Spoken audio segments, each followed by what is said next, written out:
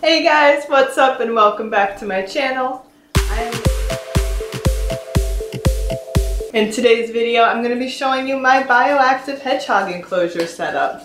I have footage from when I originally set it up that I'll throw in so you guys can see how we put it together. After, I'll show you guys the tour of what it looks like now. I do have some footage at the end of what it looks like, or what it looked like as soon as I originally set it up.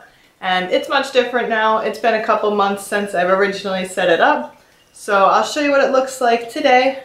So for the enclosure substrate, I use different layers of ABG mix, cocoa coir, cypress mulch, sphagnum moss, not sphagnum mulch, and why can't I think of it? Leaf litter. So I used a bunch of different substrates in this enclosure. I will leave them all listed below as well so you can find where you could buy them if you plan on doing a bioactive enclosure of your own. So for the cleanup crew, I used a mix of mealworms, dubia roaches, isopods, and springtails.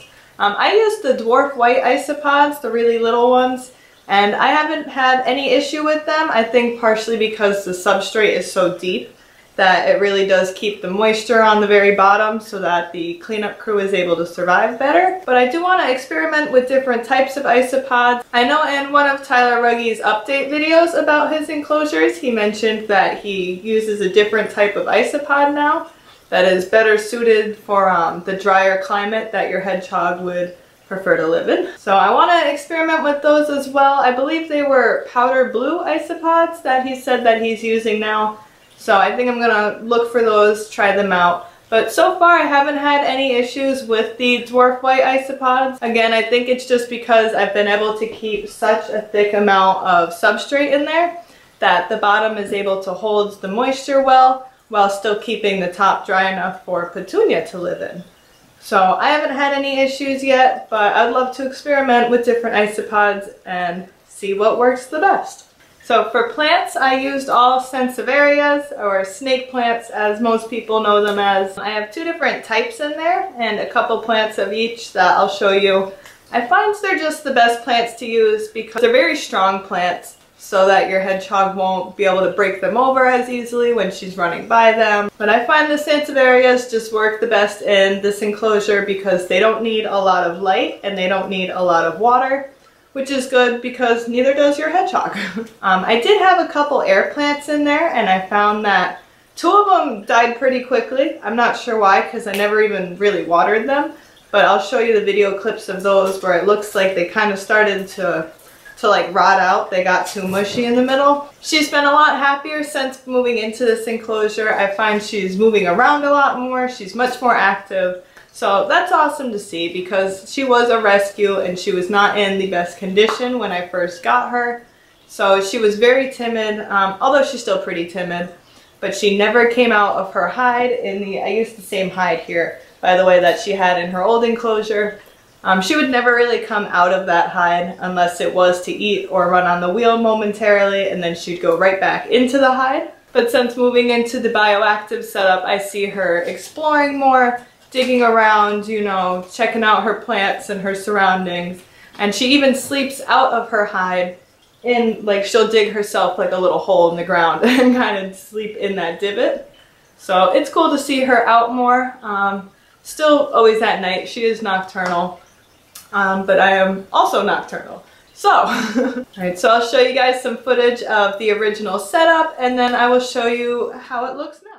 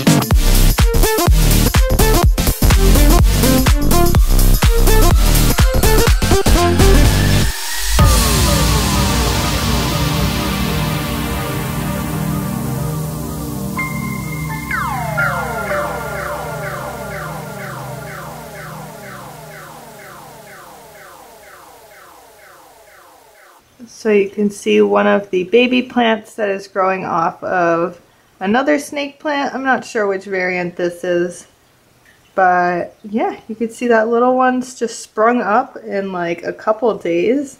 So that's a good sign, I'm assuming, from the soil quality. And yeah, I might take out that little baby though, and I might, oh, that looks weird. Hello. I might replant that little baby plant there and use it for future projects. So over in this corner you could see there's another little snake plant here. And normally the wheel is right here. You could see there's some pieces of wood throughout here, as well as quite a few plants. You see back there, there's another, whoa, my nail looks big. You can see there's another little baby plant coming off of this snake plant. That's cool. So she has her water bowl and her food bowl, and you can see the thermostat probe there too. That's hooked up to her heat bulb here. Or it's not a heat bulb, what is it? It's one of the ceramic heat emitters. So she has that there hooked up to a thermostat. So yeah, that is pretty much the setup for my hedgehog's new enclosure. Other than the wheel, which would be in the back, it's just soaking right now. I'll clean that off and put it in the back shortly. Ta-da!